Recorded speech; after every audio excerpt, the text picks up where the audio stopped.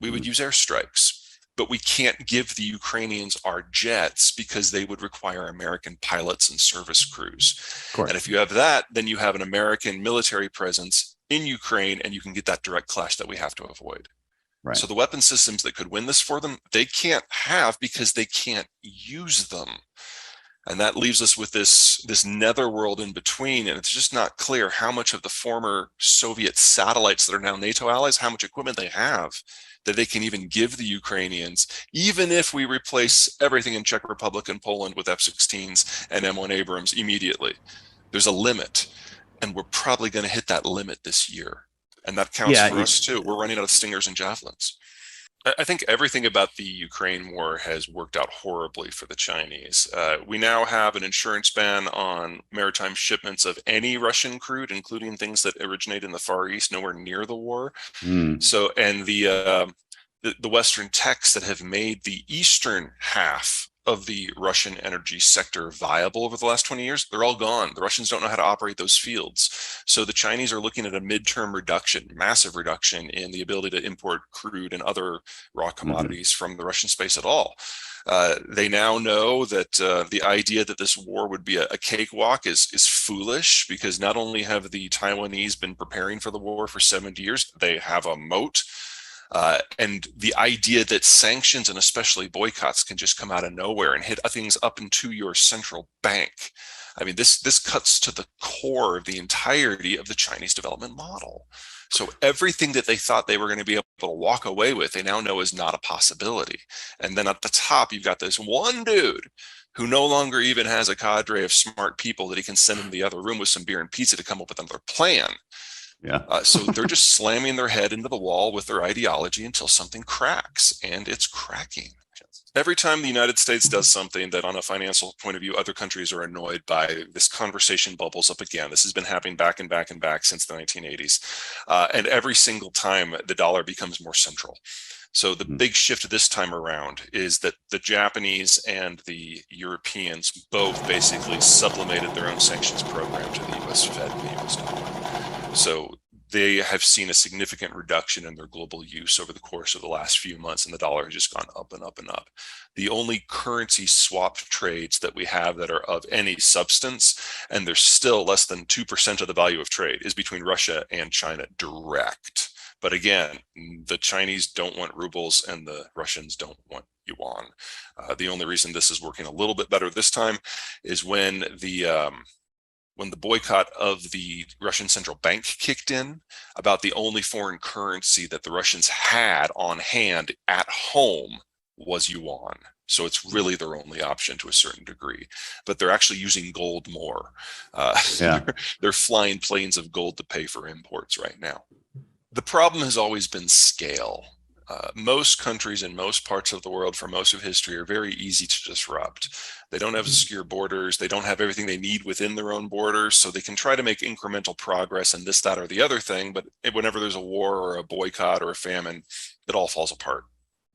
What the US fundamentally changed was, because the North American continent has been secure for us for 150 years, we never had to worry about those resets.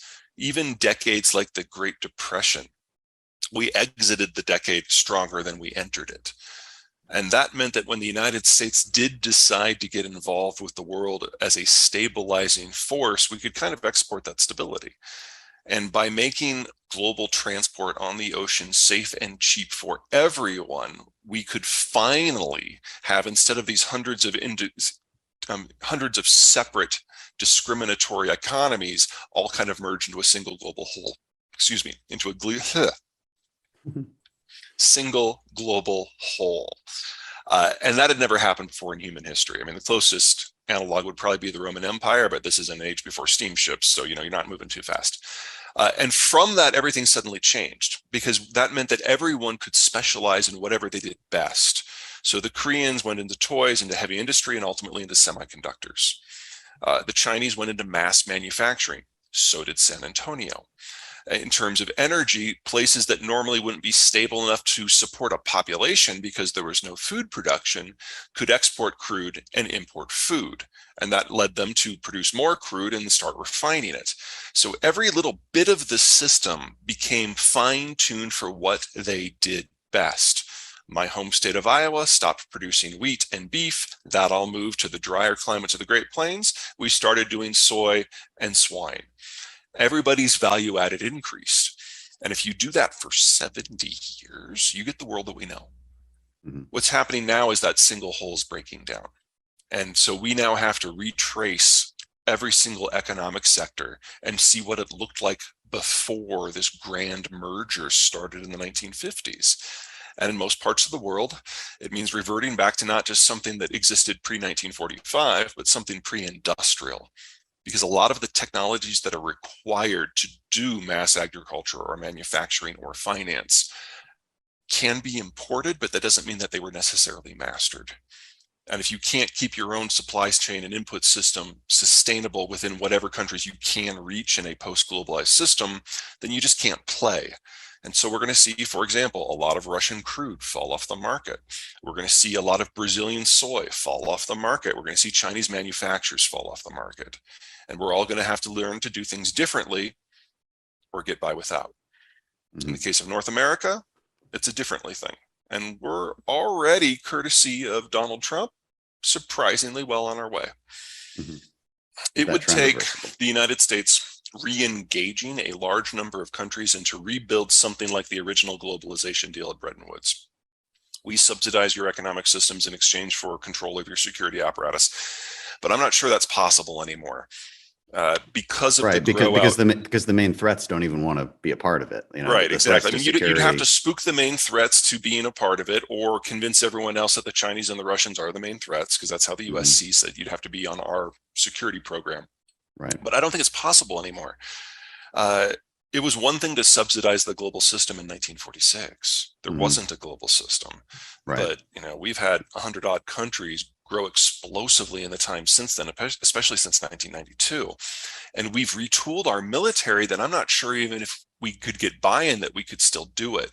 So during the Cold War, we had the Reagan Navy, as it was called at the end, where we had hundreds of ships that were patrolling the global oceans, and there were no real counter navies. The two largest navies in the world outside of our own were Japan and the UK, and they were allies. That's not where we are anymore. We have retooled our military to be country smashers.